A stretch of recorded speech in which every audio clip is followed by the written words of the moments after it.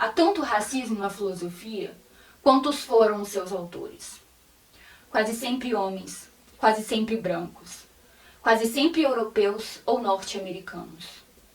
Compreendido como o conjunto de teorias que tentam legitimar a superioridade de uma raça ou de uma etnia sobre a outra, a nossa história coleciona horrores como aqueles que aparecem em afirmações de Hegel, para quem o negro era um homem selvagem, indomável e carente de valor e caráter. De Kant, para quem os africanos não teriam nenhum talento ou sentimento que os elevassem acima do ridículo. De Hume, que afirmou sem pestanejar que os negros eram inferiores aos brancos. De Voltaire, de Tocqueville e tantos outros. Falou-se o pior contra negros, indígenas, judeus, árabes e asiáticos. Com sua força cultural, a filosofia, assim, não saiu incólume de agrura dos tempos e, como tal, sujou-se bastante nas suas improbidades. E delas precisa se limpar, vez ou outra. Oi pessoal, tudo bem com vocês? No vídeo de hoje eu começo com uma citação do texto do professor Dr. Gelson Oliveira, pois ele escreveu um texto que eu considero cirúrgico para pensarmos a questão do racismo no pensamento de Hans Jonas. Logo, eu vou apresentar esse conteúdo como forma de problematizar a questão do racismo. E antes de começar, eu queria deixar bem claro que nós não vamos esgotar em 10 minutos a discussão em torno do racismo. E que a intenção aqui é apenas apresentar uma perspectiva para que a gente possa pensar e refletir sobre as nossas ações diárias no que se refere a essa questão. E para situar vocês nessa discussão, eu tenho que dizer brevemente quem foi Hans Jonas.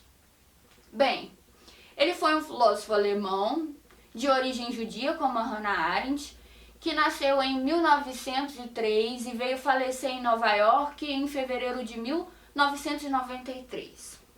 Ele estudou filosofia e teologia e ele vai tornar-se amigo da Hannah Arendt, que é a autora que a gente estudou nos vídeos anteriores. Então, quem não viu e quiser dar uma conferidinha, volta alguns vídeos.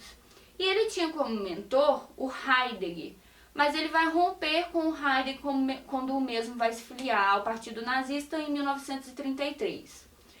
Neste ano, então, ele deixa a Alemanha e questiona sobre o valor da filosofia, já que alguém que ele considerava referência de pensador pôde se filiar a um partido nazista que foi capaz de várias atrocidades, né? E aí, creio que a discussão que levantamos no vídeo lá do Montaigne seja interessante para a gente pensar sobre isso, que era a questão da distinção entre sabedoria e conhecimento. Vocês lembram? Se não, corre lá, dá uma conferidinha e reflete sobre isso. A filosofia pode nos preparar para situações extremas. Enfim, vamos voltar ao contexto do Hans Jonas. Após a guerra, ele vai buscar a mãe na Alemanha e descobre que ela tinha sido enviada para a câmara de gás de Auschwitz. E apesar disso, ele sentiu que seu destino não era lutar politicamente pelas causas e direitos dos judeus, mas ensinar filosofia, que era a crise que ele já tinha enfrentado lá com Heidegger. E ele dedicou-se a isso até a sua morte, tanto que em 30 de janeiro de 1993, poucos dias antes de morrer, 5 para ser mais precisa, o Hans Jonas fez uma análise, um discurso sobre o racismo quando ele foi receber um prêmio na Itália diante de uma enorme plateia. E aí ele, enquanto judeu, sabia o que era ser perseguido pelo simples fato de ser quem se é. Como eu disse, ele ainda teve a sua mãe vítima letal de Auschwitz em 1942. Ferida que ele diz que jamais se fechou, que nunca superou. Logo, o racismo para o Hans Jonas, ele tinha muita dor, ele tinha um rosto, ele era realmente uma tragédia, uma ferida aberta. E jamais um assunto abstrato e distante. Eu estou batendo muito nessa tecla, né? porque eu considero que a filosofia ela não precisa ser inacessível, ela pode e deve abordar experiências cotidianas. Ela tem que nos fazer refletir sobre o mundo, tá? E aí o Hans Jonas recebeu a notícia do fim da Segunda Guerra Mundial na Itália. Guerra que ele havia lutado junto a tantos palestinos com um grupo do exército inglês contra o nazismo. E aos poucos ele vai se dando conta dos horrores que foram produzidos pelo Holocausto. E aí ele vai compreender que só não foi ainda pior porque alguns exerciam o que ele chama de solidariedade. Ele está falando aqui também do povo italiano. E ela foi a solidariedade, né, importantíssima para que os judeus pudessem ter uma luz nessa noite enorme do genocídio. E isso só foi concretizado, realizado em nome da raça. Então ele começa a pensar no que foi o genocídio e percebe que sua condenação não dependeria de uma negação da realidade da raça, visto que a humanidade existe sob a forma de diferentes raças. E ser humano é, precisamente, segundo o autor, manter o antagonismo e a tensão, recíprocos ou unilaterais, entre aqueles que se reconhecem como diferentes.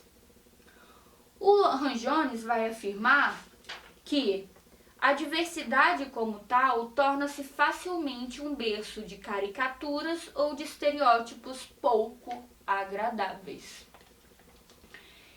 E é necessário reconhecer que existe certo automatismo racista, e ele estará sempre entre as pessoas. A energia deste obscuro emaranhado, como seu potencial de ódio homicida, revelou-se curiosamente impenetrável ao progresso da racionalidade ao longo da nossa história. E essa afirmação, ela é, de certa forma, impactante, pois o que ele quer dizer é que o racismo se mostra como o oposto da racionalidade.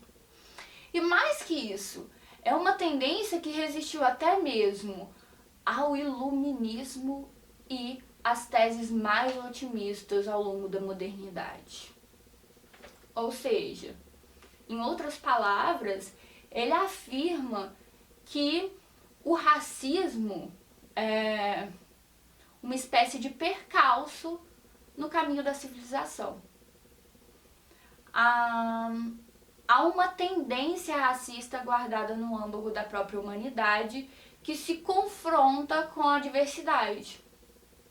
E esse confronto seria uma espécie de prova exigida pela nossa civilidade, no senso moral do termo mesmo, como indivíduos ou como sociedade. Nesse caso, o respeito à diversidade seria, para Hans Jonas, uma prova, em realidade, da maturidade do nosso ser humano. O professor Gelson Oliveira afirma que lidar com as diferenças e impedir que o racismo apareça é o veículo que nos conduz à maturidade civilizatória. Ou seja, há uma tensão em nós que faz Hans Jonas entender que é necessário manter-se vigilantes e atentos, pois o melhor a fazer é tentar fazer melhor em relação ao que foi no passado, tá? E pensando ainda no debate do conceito de raça, ele afirma que a tolerância, um dos tantos motivos de orgulho do progresso, ela representa uma fraca proteção do outro indefeso. Ele diz isso tendo como referência a história do povo judeu, que era também o quê? A sua própria história. Diz ele que, depois de um ilusório século de benevolência e tolerância crescente, tivemos a luciferina revelação do inferno sem fundo de uma desumanidade racista solta no coração da nossa celebrada cultura. Ou seja, ele compreende que a tolerância não é a resposta definitiva para nada, né?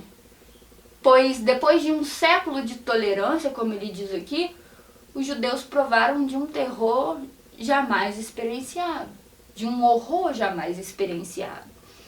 A questão levantada por Jonas é que o racismo sofrido pelos judeus precisa de alguma forma permanecer como uma espécie de experiência cujas lições não podem ser esquecidas.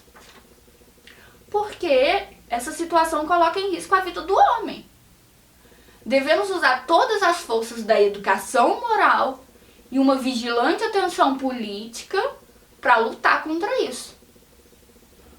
Segundo o autor, precisamos de alguma forma mobilizar todas as forças contra essa besta que nunca dorme. Ele fala isso. É uma besta que nunca dorme, que se esconde na nossa imperfeita condição humana. E para finalizar, para Jonas, o ambiente pós-Segunda Guerra, de alguma forma, colocou em segundo plano como uma questão anacrônica o problema da raça e do racismo. Isso porque, depois da Segunda Guerra, o autor considera que cresceu o desafio de transformar a humanidade em uma só, formada por pessoas que dividem o mesmo destino, que compartilham de alguma forma uma solidariedade e uma nova responsabilidade pelo mundo.